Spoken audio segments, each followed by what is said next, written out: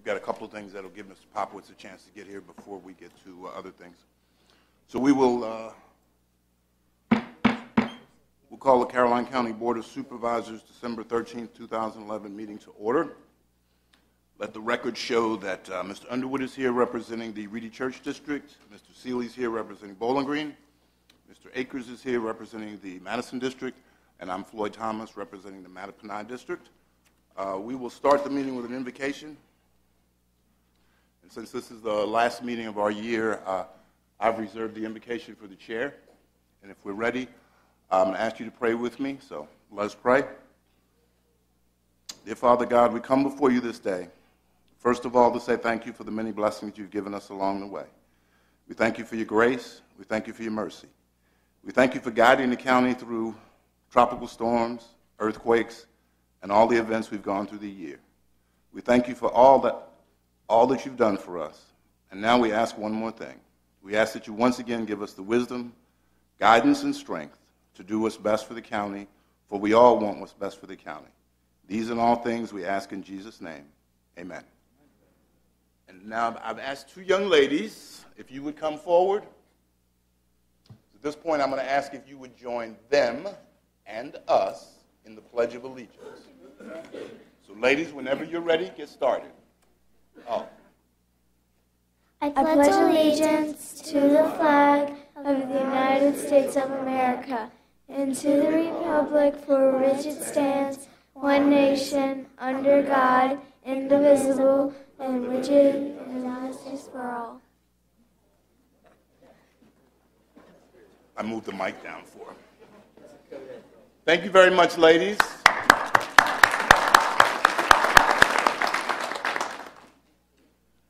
All right, Mr. Parton, at this time, do we have any amendments to the agenda? No, sir, we do not. None. Okay. Opening board comments, Mr. Underwood. Mr. Seeley. None at this time, Mr. Chairman. Mr. Akers. No, sir. I have some, and I'm totally not prepared. Mr. Underwood, you have a opening board comment that you would like to discuss regarding the Lambert case at the Planning Commission?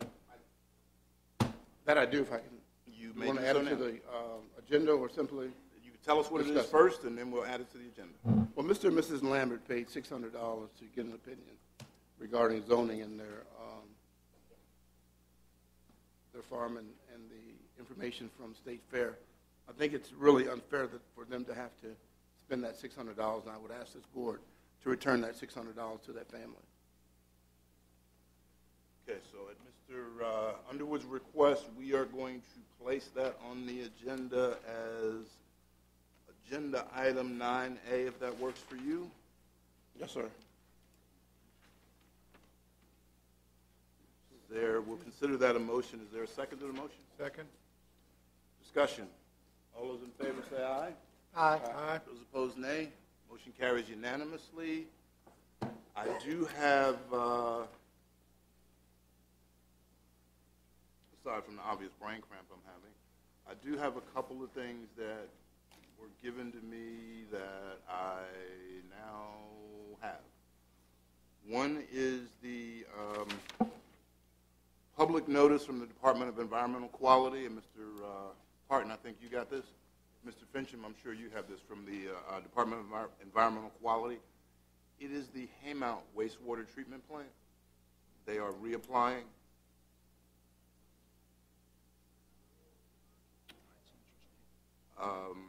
It's public notice. They basically X'd out the public comment period, but there will be a public comment period, so this was the first one. Assuming there's more to come. So I think, Mr. Parton, you have it. If you could post that on our website, that would be kind of nice to make sure folks who are interested in that would see it. And I also have another one from the Rappahannock Co-op that's regarding a new tariff that they're going to be using. I don't know if you have that, but if you do, if you don't, I'll make sure you get it, and we'll put those on. So those are my comments. Now we have the recognition, and I did mention tropical storms and earthquakes, and we are honored to have VDOT employees, except for ones that root against my football team. But we have VDOT employees that we would like to recognize on behalf of the county and the 30,000 or so citizens of the county who did a great job in helping us. And we have 5 different districts, so we're going to recognize them by district if we can. Mr. Popowitz has just joined us. So the Farmers Area Headquarters. So who's in Farmers? That would be Bo Ferguson. Is Bo here? Okay, come on up. Phil Holmes, Wayne Carter, Danny Costa, Donnell Ferguson, Joe Fortune, Mike Golis, Curtis Jackson, Truett Jeter. Truett's an Eagle fan, in case anybody didn't know. That's why he got that. Mark Meadow, Danny Moen, John Seal, David Swink, and Calvin Whitfield. Is that all from?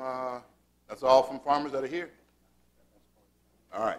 Well, you hold on one second. We have a resolution that actually, since Mr. Ferguson is the one that was first, I have it with his name, but it will replace his name with everybody else's name.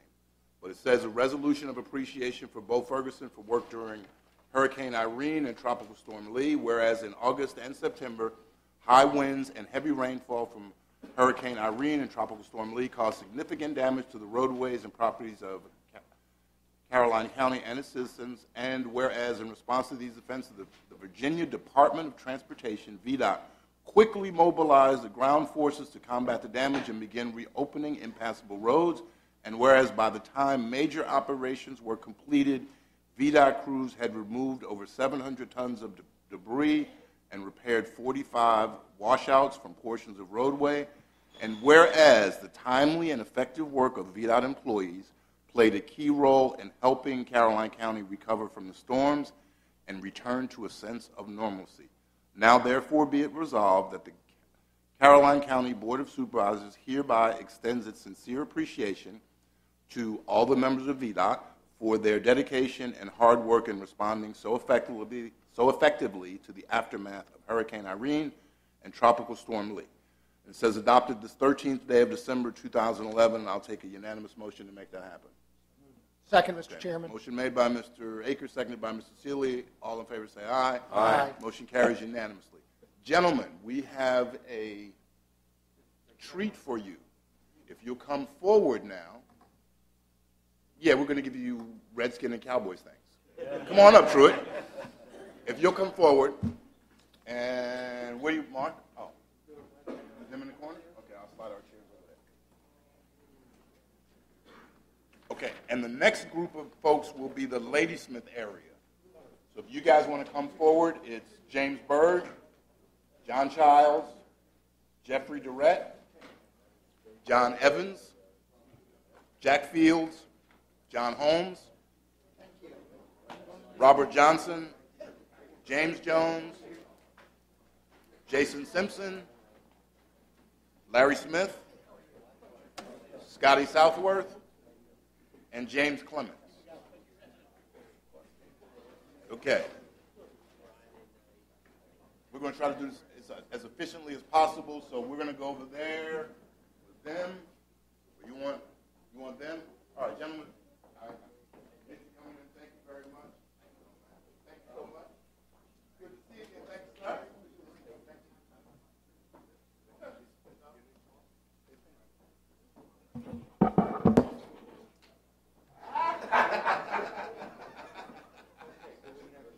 All right. Oh. Pam, do we have are we ready for that? Okay. Everybody knows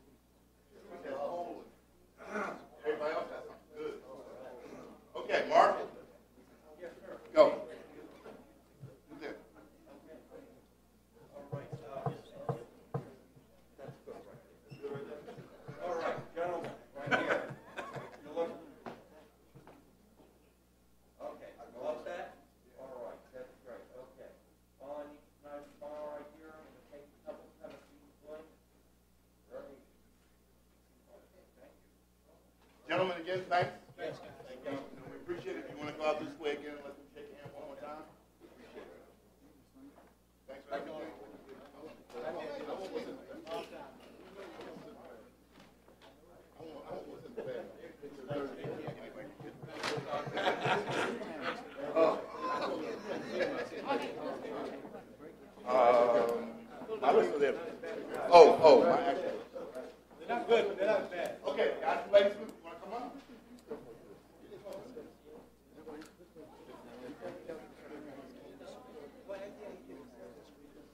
Yeah, are they here?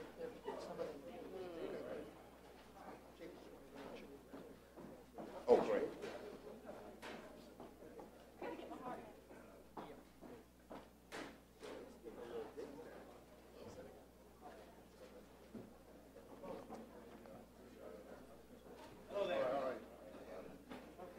All right, come on, gentlemen. You're going over here. Thank you very much. Come on in, guys. How you doing today? All right. Hey, how you doing, man? What's up? How you? Great. Okay, ma'am. You want to start? You can ask names. This is, we got 4 more.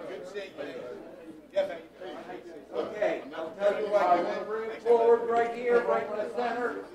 Move it forward a little bit. Move it forward. Okay, hold it right there. Okay, some in the front, some in the back. Okay, you want to, don't hide the person in the back. Thank you.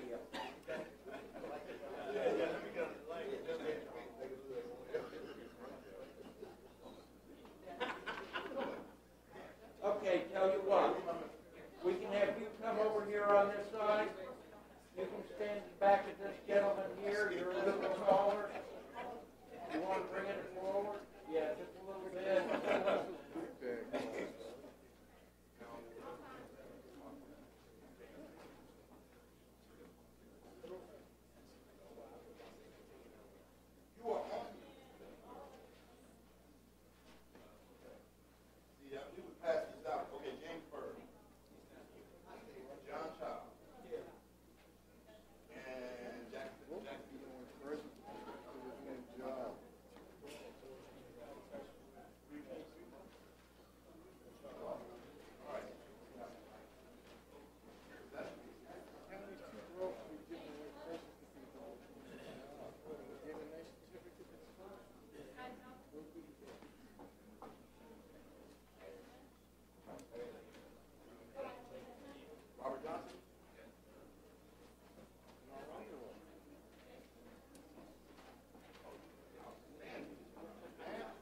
Outstanding. Wasn't that great? You did a wonderful job. Mark, do this. All right. Blue hat, little to my left. Not mine. Right there. Good. Okay. Right there. To my left, right. Good. Now step back. And just move to my right a little bit. That's good. Mark, Yes. not a Gordon Parks deal. Just shot. Give me the camera. Okay.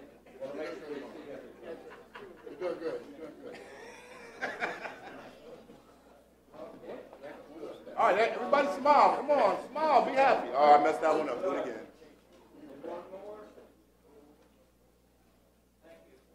Gentlemen, thank you so much. Again, thank you.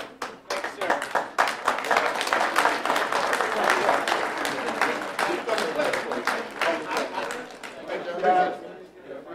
Thank you for your work. Thank you, sir. All right. Oh, that's what you see. Okay, I was wondering. Thanks a lot. So you were supposed to go on the next one. Okay. That was Keith. Okay. Hold on one second, Mark. Did I miss anybody from VDOT? Because we have another list of folks from Post Oak, the ones that came to help from outside the county in Spotsylvania, Post Oak area headquarters.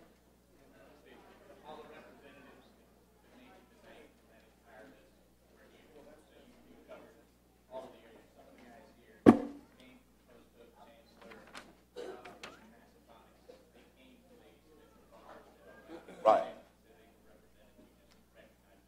And then we got Mr. Cecil. We were going to do a special recognition for the ones who came from outside the county, but Mr. Cecil was the only one that came from outside the county. Okay, that was here tonight. That came. Okay, so we have some more things for the ones from outside the county. Can you coordinate with Mrs. Hall or Mr. Parton to make sure we? Okay. All right, gentlemen, again, thank you. And ladies and gentlemen, let's give them a big round of applause.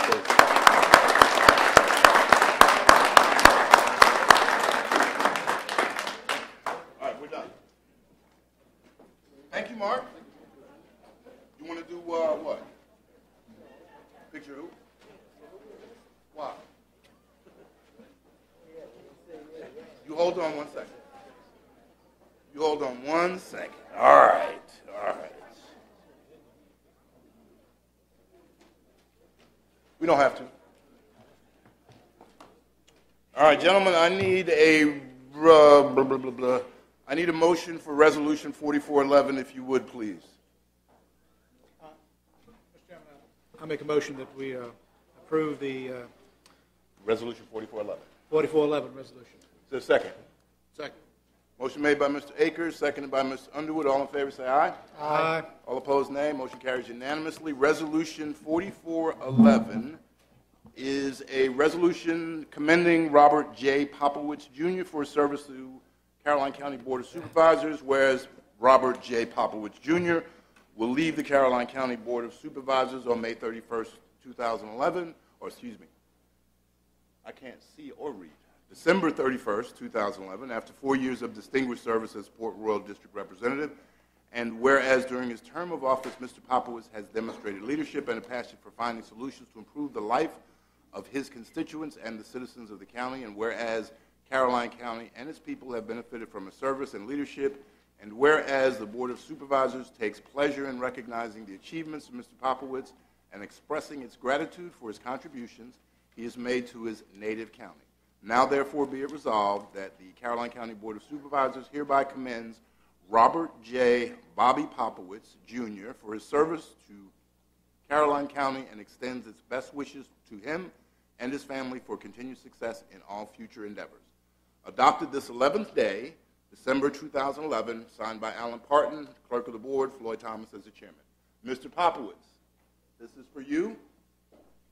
You'll come forward here because I'm sure Mark wants to position us to take another picture.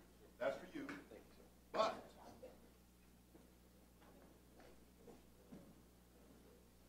not only that, but we want you to remember where you were at all times. That's the Caroline County flag. They said it in appreciation for your contributions to the county during your tenure. 13th day of congratulations. Mark, you're taking pictures while we're not posting. What's up? All right, where do you want us to go? We're at the flag. Yeah. Okay, now it's perfect. Claire? Yeah.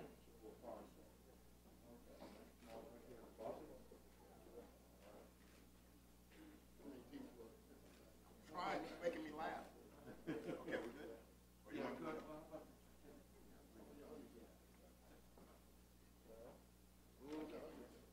All right, now here's Bobby and the certificate, handshake, all that good stuff. That's what we do.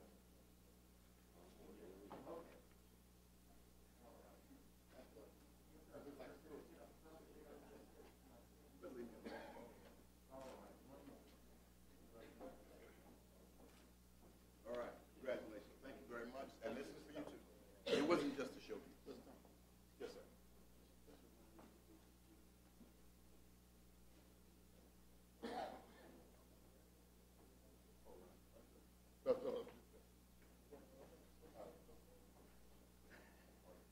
Okay, thank you, Mark. All righty, we did VDOT, we did Mr. Popowitz. Now it's time for presentations and reports, and where'd Mr. James go? Oh. Eldon, I understand you had a commitment, so you wanted to go before we got to the school board presentation, and give me 1 second. Take your time. I saw Mr. Wright. Oh, dang. Obviously, that don't work. Mr. James, you're going to give us the final draft for the 2012 Regional Legislative Platform.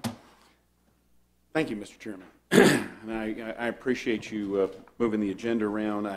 Yes, I'm supposed to take my starving college student's son to dinner, and so that's an important mission, and I appreciate you getting me on the road.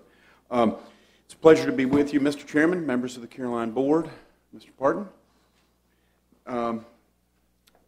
We do this each year, working with the localities both in this planning district and in the planning district to the west, Planning District 9, to put together our top priority issues for presentation to the General Assembly. And we have kind of revamped the format this year, and I'll go right to it. You have a copy of the 4 pages. The top issue is kind of what we'll call the most egregious unfunded mandate that the Commonwealth has put upon its localities, and that's the clawback of the $60 million that you get to decide what state funds that they provide to you for shared services get paid back to the Commonwealth, and it's time to repeal that budget gimmick that has been used since we've been dealing with the economic downturn. It is pretty similar to the accelerated sales tax, which was a budget gimmick that was put on the back of business. The General Assembly has made it a high priority to unwind that, but yet has done nothing to take that relief off of local property taxpayers. And we asked the Assembly, the Governor and the Assembly to try to remedy that situation. The second is the Comprehensive Services Act. You are well aware that there are discussions going on in Richmond about changes, potential changes. We don't know the details of those changes. We've heard rumors of different things being considered, but there has been no formal proposal put out in the public, although we've heard members of the administration say in front of local officials that they are working on something. They will be doing something. This is another one of those shared programs. Local governments collectively across Virginia put up about 40% of the cost and put up 40% of the total cost and 80% of administration of the program. We simply ask that when the administration and the Assembly puts forward potential changes to the program, that changes should benefit both payers, the state and local governments, and not benefit one to the detriment of the other, because it is the same taxpayer who pays both bills. That's the approach that we're taking, and in hopes that we will find some streamlining, some improvements to the program that will benefit both sides. We go on the record as supporting the current structure. It is proven that it can work. It can help troubled and at-risk youth.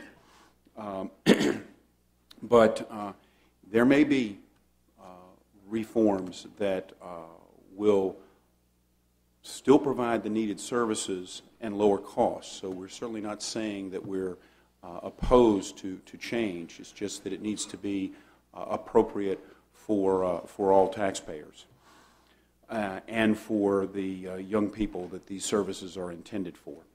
The third is the Line of Duty Act.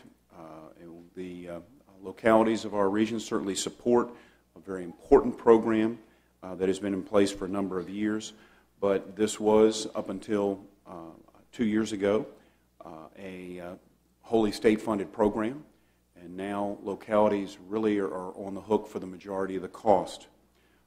But the program is still being administered at the state level.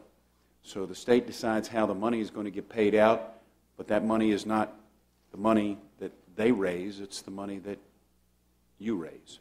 We're asking for, if the program is going to stay in a shared cost situation, which we would prefer it not, but if it is, there needs to be an appropriate realignment of administration.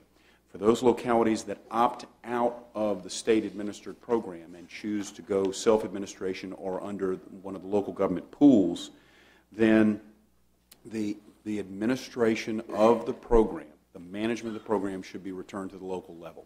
There's no need for the state police and the comptroller to be involved in making the decisions about how benefits are paid if none of those benefit dollars are coming out of state coffers. For those localities that decide to stay within the state pool, then there should at least be the right of appeal in the decision that the state makes on how funds are dispersed. The claimant has that right of appeal. We feel that it should be equal, and that the payer should also have that right of appeal as well. And those are two administrative changes that we would ask for if, in fact, the state is going to require that local taxpayers pay for the program as well. In the area of transportation, acknowledging that the down payment that was made last year is a tremendous step forward, but to date, there's been only a limited proposals on how to sustain the transportation improvements. The governor has released some proposals, preliminary sketch last week. We will be evaluating those. We certainly want continued investment, but we've expressed concern all along that if that money is simply coming out of other programs, such as K through 12, then is that the most appropriate approach? And so this issue will be debated in the assembly session. The administration is working on plans for floating devolution proposals. We are quite concerned about that. Here again, another movement of a state responsibility to local government. And that we say if that is going to occur, there are really three principles that need to be met. If transition to local support of maintenance of secondary roads, or even the capital improvements of secondary roads, there should be a smooth transition. There should be an appropriate and adequate alignment of local authority, and there needs to be access at the local level to locally controlled resources without further burden on local property owners. The fear is that if local governments accept the secondary roads in the counties, that is, secondary roads in the condition they're in, then you're going to be forced to pay the cost to bring them up to standard and then ongoing maintenance. And if the funding does not flow with that, then that's just more burden on the real estate property owner in Caroline County. The next issue is, next to the last issue, is Chesapeake Bay restoration. As you know, we're moving into the phase where you'll be expected to meet 2-year milestones for improving water quality.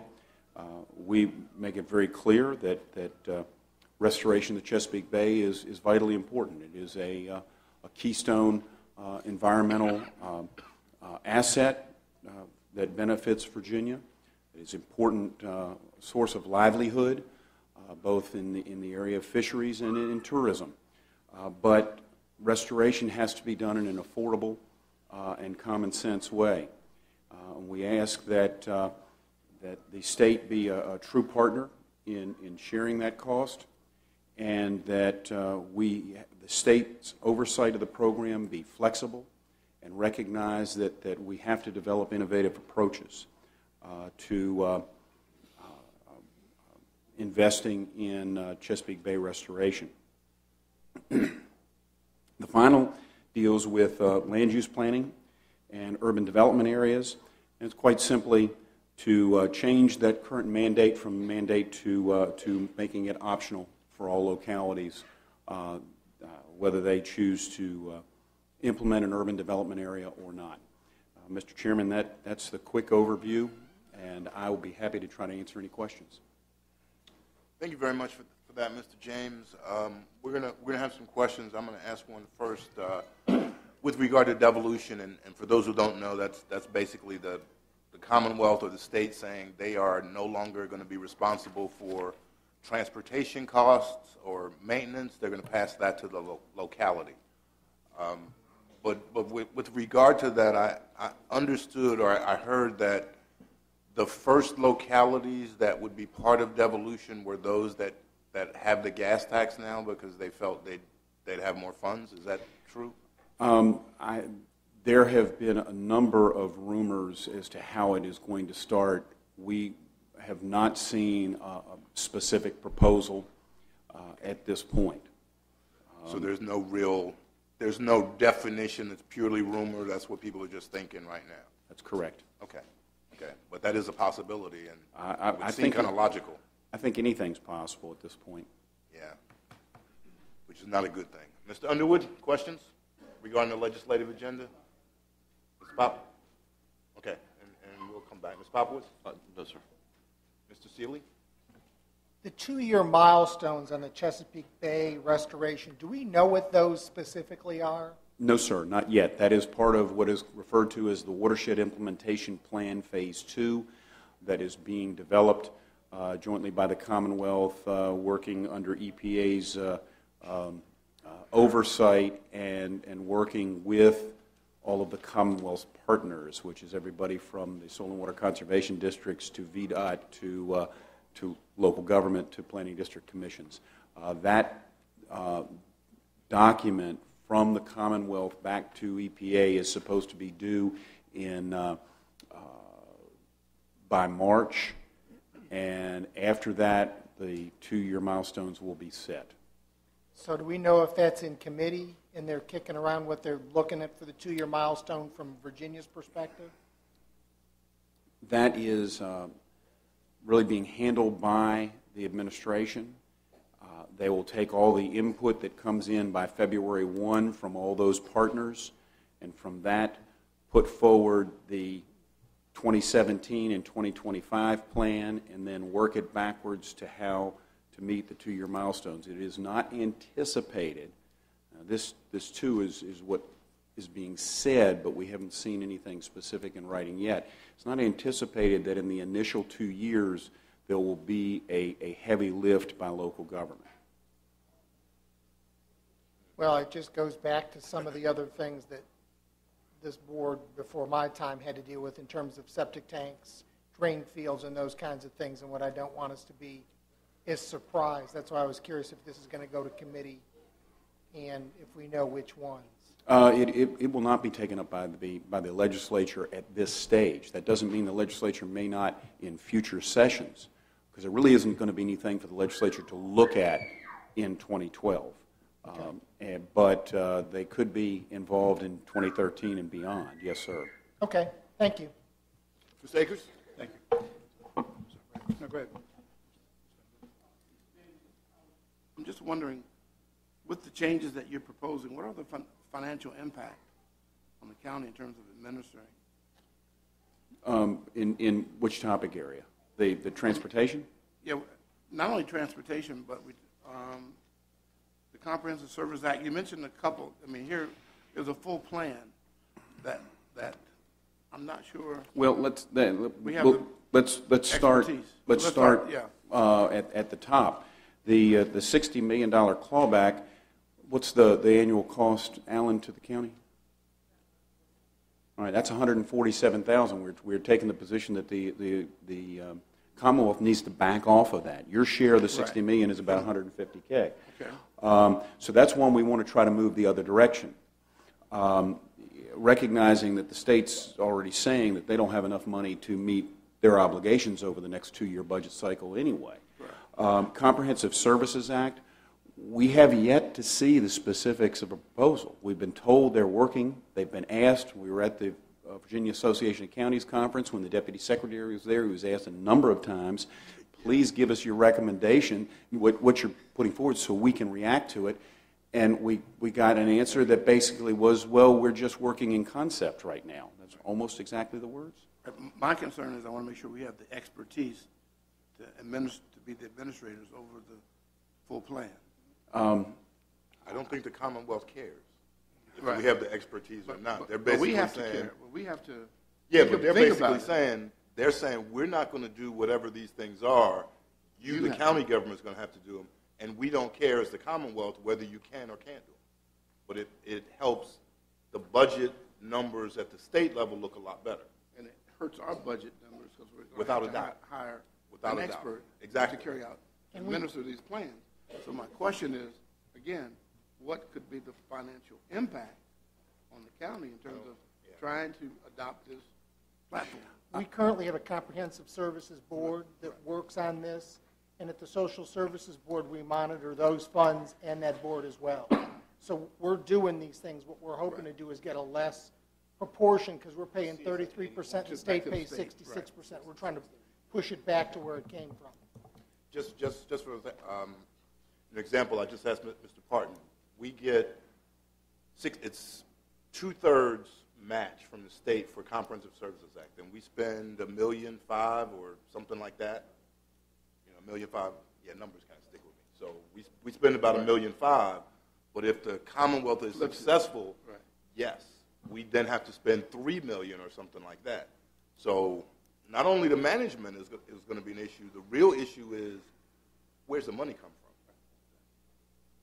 So you're right. I mean, you're exactly right. And unfortunately, I can't put hard numbers because we don't have specific proposals that we can put numbers to. Now, the governor will be presenting his budget recommendations next Monday.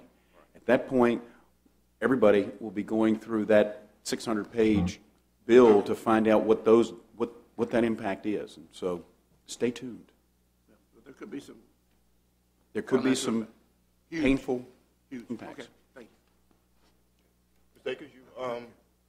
Mr. Akers, Mr. James, I know we did not at the meeting we had last month in Region 7 about the letter that was sent out by the State Public Auditor of Accounts.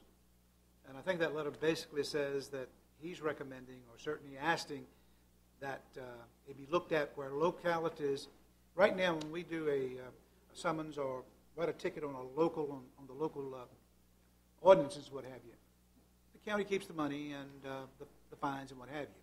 What he's recommending is that the fine proceeds be sent to the state and then be sent back to the county once the state decides that they want to send it back to localities. And I believe I've heard that number total for the state is like $100 million. My concern is if the General Assembly can get its hands on $100 million, will it really send it back to the localities the way that it was sent to them? For instance, for Caroline County, it's probably, Fran, $300,000, $400,000? $600,000 a year revenue. So my concern is if we send the $600,000 to Richmond, will we get the $600,000 back? Number one, but when will we get it back is the second question. We did not take a position as a Region 7, and that's a VACO Region 7. I'm just wondering if we should not have some type of statement that is in opposition to that happening, because now, whether it will or not, I don't know. But I am concerned that once the General Assembly gets its eye focused on $100 million, it may be difficult for them to take their eye off of that $100 million. Plugs a lot of holes for them. Yeah, it plugs a lot of holes for them. Mr. Akers, I think that's a fair assessment, but I also think it's fair to say that there's probably 100% agreement among all the elected officials represented in our region with exactly what you just said, and any attempt by the state to take local revenue for state purposes without replacing it or something that we would oppose. I mean, it's just understood that's the position that we're in. Here again, you've got that letter, you've got not specific concrete recommendations as to how to fix the problem.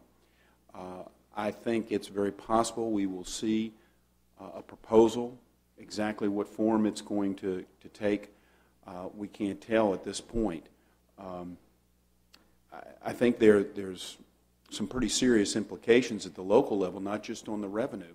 How does that revenue get raised? That revenue gets raised because in some localities within the region authorize their local law enforcement to use overtime to try to control speeding, and then they use that revenue to pay that overtime plus any other associated costs. Well, what's going to happen to speeding enforcement at the local level if the revenue that pays for the overtime goes away? What it's going to have, it's going to say, fine, state police, you do it. And of course we know the answer to that. They don't have unlimited resources. They don't have that kind of access to overtime the way your sheriff can make those kind of decisions working with you locally. So it's not just a revenue impact, it's a public safety impact as well at the local level. Your resources have become diminished in your ability to protect the public on the highways in Caroline County. I guess my question to you would be is, Are we the last locality you've been through in this region talking about it? Are we the first? Are we in the middle of the pack? Okay. I'm just wondering if it would not be in the best interest of the localities in that Region 7, which is about 9 localities, maybe more than that. I think it's 9 or 10. Actually, there are 12 that work 12, together. Okay, 12 localities. Would it not be in the best interest at least to send a letter to the local officials the state officials that represent those localities, indicating opposition to even considering that letter from the State Public Auditor of Accounts? I know I'm sure that we're going to, Caroline County is going to send a letter to our local state representatives. But Well, I'm just not sure. I would encourage you, and I hope you'd carbon copy me on that. I would prefer from a region to wait until we see the specific proposal. I think we're going to see something, but how far-reaching is it going to be? I don't know. But I work for you guys, so I tell me. wouldn't like to wait, Mr. James. I think in this particular case, being proactive might help us, because they might see a groundswell of localities that are saying, no, don't do this, before they introduce legislation to do it, which I'm sure they're working on now. Could you not at least call the other 11 localities and ask what their I will reach concerns out. I will reach out to. I do know that several have kind of general statements that they've put in their individual programs that support what you're saying. Right, and I know we will also. But I just, as Mr. Thomas, the chairman, said, I think it's important that we do it as a cohesive body, as a group. And when you got 12 localities, and it is far-reaching as Culpeper and Orange and Fauquier County, so it is a lot of counties and pretty good-sized counties, Spotsylvania and Stafford and all of those. I just think it's important that we do that. I will reach out to the other 11. Yes, sir. Do we know have we had any indications? I thought I read recently, or heard recently, that the governor has acknowledged that this $60 million payback to the state is probably not fair to localities and it needs to be softened some for localities. Have you heard anything along those lines? I would say some signs, yes, sir. And I think it goes to what Chairman Thomas said about being proactive, because for the past many months, most local governments have been saying this is our number one unfunded mandate concern, and that has caused some questions to come back informally from members of the administration to, okay, what is the fiscal condition of our local governments? The state is expecting to see maybe a 3% growth in revenue, and you probably saw a survey, Alan, that went out today, and I followed up, that came from VACO, and I followed up with a comment encouraging folks to respond, basically asking, are local governments in as tough a financial situation as the Commonwealth? Well, I think the administration asking that question very well could be coming from that groundswell on the $60 million. I have to add at this point, Mr. Chairman, the state is saying they've got some revenue growth, but they've got demands on services that are outpacing that, and projections have ranged anywhere from $600 million short for the biennium up to about $1.5 billion. And if we're successful in fixing one of these or a couple of these